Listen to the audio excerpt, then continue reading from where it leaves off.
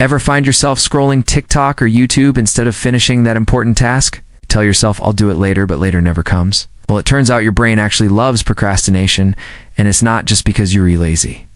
Today, we're diving deep into the science behind why procrastination feels so irresistible and how your brain tricks you into delaying what really matters. Trust me, after this video, you'll never look at procrastination the same way again.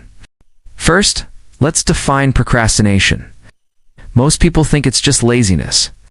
But actually, procrastination is the act of delaying tasks, even when you know that postponing them might have negative consequences. Think about it. You have a deadline for a project. You know you should start, but instead, you watch a random video, check your phone, or even clean your room. That's procrastination in action.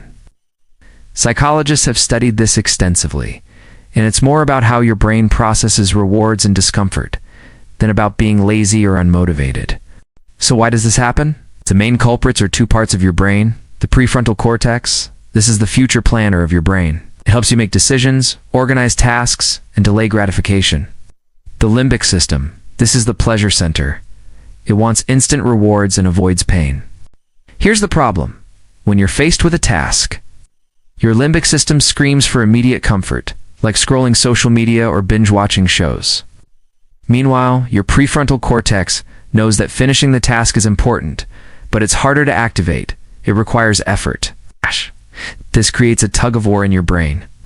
The limbic system usually wins because it's wired for short-term rewards, which is why procrastination feels so easy and so good. Procrastination is basically your brain chasing instant gratification. Every time you check your phone or watch a funny video, your brain releases dopamine, the feel-good chemical. This makes you feel happy right now, but it comes at a cost. The bigger the task you're avoiding, the more your brain associates it with stress or discomfort. So instead of starting the task, your brain chooses something easier and more pleasurable, even if it's temporary. And here's a kicker. The more you procrastinate, the more your brain learns this pattern. Over time, procrastination becomes a habit that feels normal, and your brain actually expects it. But procrastination isn't just about laziness or pleasure. Emotions play a huge role. Research shows that we often procrastinate to avoid negative feelings like fear of failure, anxiety, or self-doubt. For example, if you're afraid that your work won't be perfect, your brain prefers to avoid the stress altogether.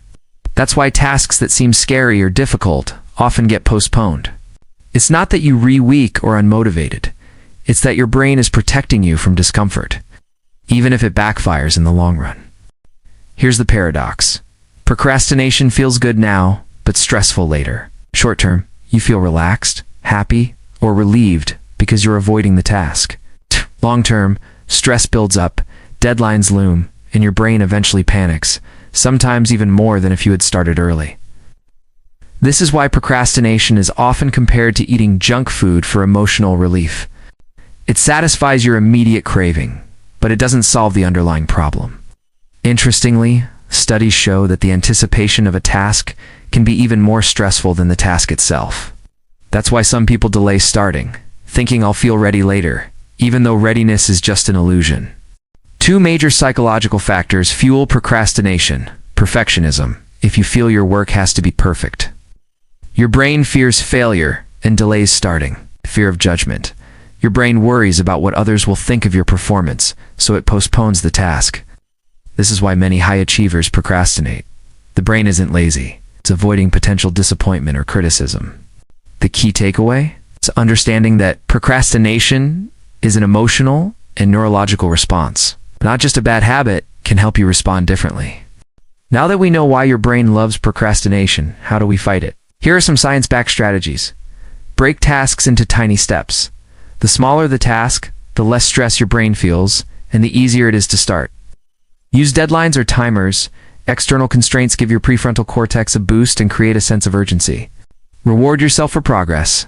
Give your brain a small dopamine hit after completing steps.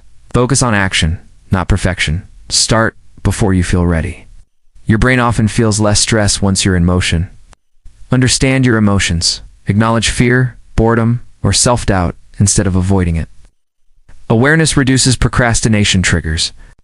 These methods help shift the balance from your limbic system to to your prefrontal cortex, giving reason and planning a stronger voice in decision-making. So, the next time you catch yourself procrastinating, remember, your brain isn't lazy. It's wired for comfort and instant rewards.